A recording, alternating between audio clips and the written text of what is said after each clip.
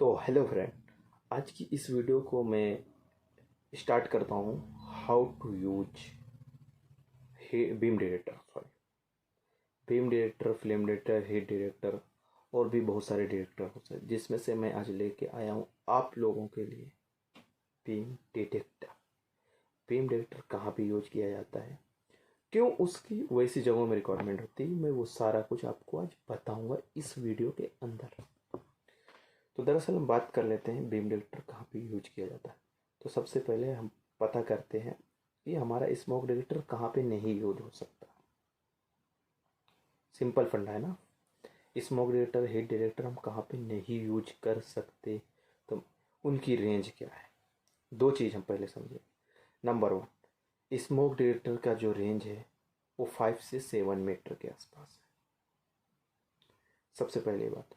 Second बात है कि उसका जो एरिया है उसके सेंटर पॉइंट से चारों तरफ का है, तो 7 मीटर नहीं, 5.2, ऐसे लगभग 5.2 से अबव में, मतलब थोड़ा एक्स्ट्रा है।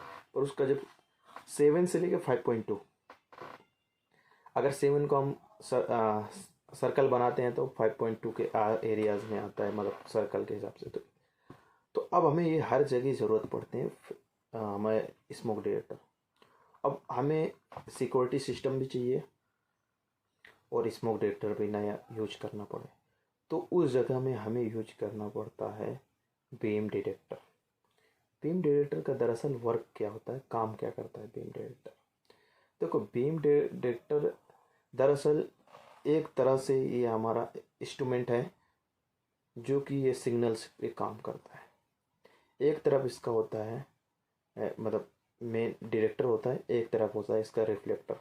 इसमें से दो होते हैं, जिसमें से एक ट्रांसमीटर होता है, एक रिसीवर होता है, और ये रिफ्लेक्टर में सिग्नल्स जनरेट करता है, यानी ट्रांसमिट करता है रिफ्लेक्टर को, रिफ्लेक्टर से फिर रिसीवर रिसीव कर लेता है वहाँ से। तो इसकी इन आउट डायरेक्शन को, मतलब हम सिग्नल्स के अकॉर्डिंग ये वर्क करता है।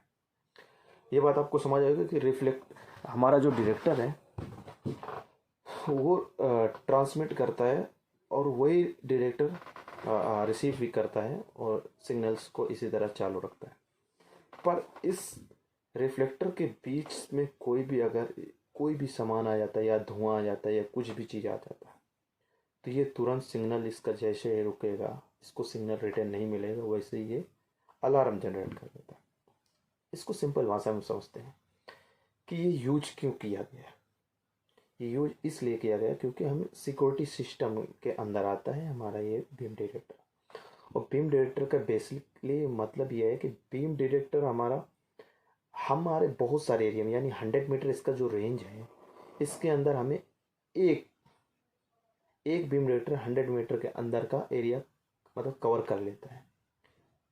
पर इसे हम दो भी यूज कर सकते हैं। अगर 10 मीटर से ज़्यादा का एरिया है तो वहाँ पे हमें दो यूज करें, यानी 7 मीटर का एरिया है तो एक बीम डिटेक्टर काफ़ी है पूरे एरिया के लिए, वहाँ पे दो बीम डिटेक्टर की ज़रूरत नहीं पड़ती है।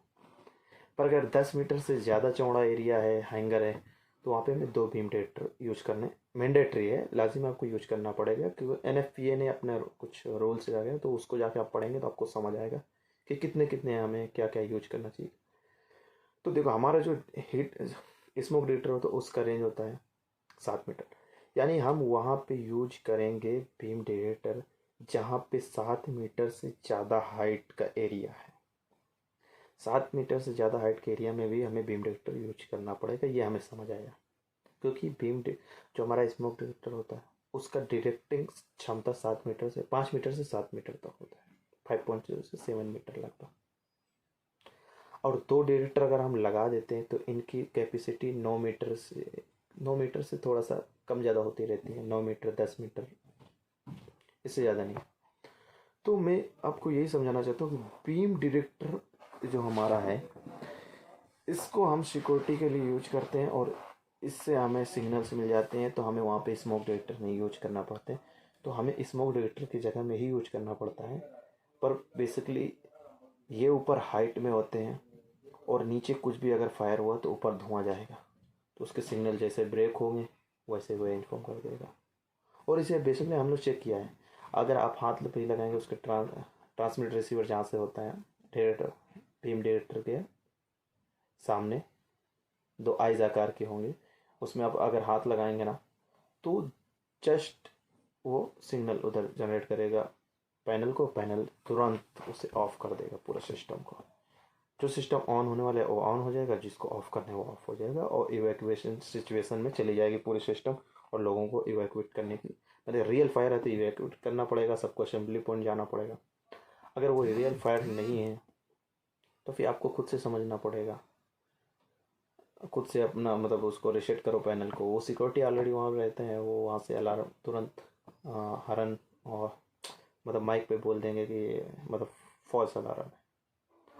अगर रियल फायर है तो आपको फिर वहाँ से अगर कुछ तुरंत भागना पड़ेगा, क्योंकि रियल फायर है तो दिख भी जाएगा, प्लस आपको ब्रेक ग्लास पुश करना और भागना है उस एरिया से। तो आपको अपनी सेफ्टी का सुरक्षा रखना है। और जिसको भी ये टॉपिक प्रॉपरली नहीं अभी भी समझ आया तो मैं इसके कुछ एग्जांपल्स भी आपको ऊपर 3D में भी दिखाऊंगा, कुछ रियल में भी आपको फ़ोटोज़ भी लगाऊंगा इसके साथ में जो भी है, तो आप लोग को समझ आ जाएगा। मिलते हैं फिर किसी नेक्स्ट टॉपिक वीडियो पे, तब तक के लिए जय हिंद।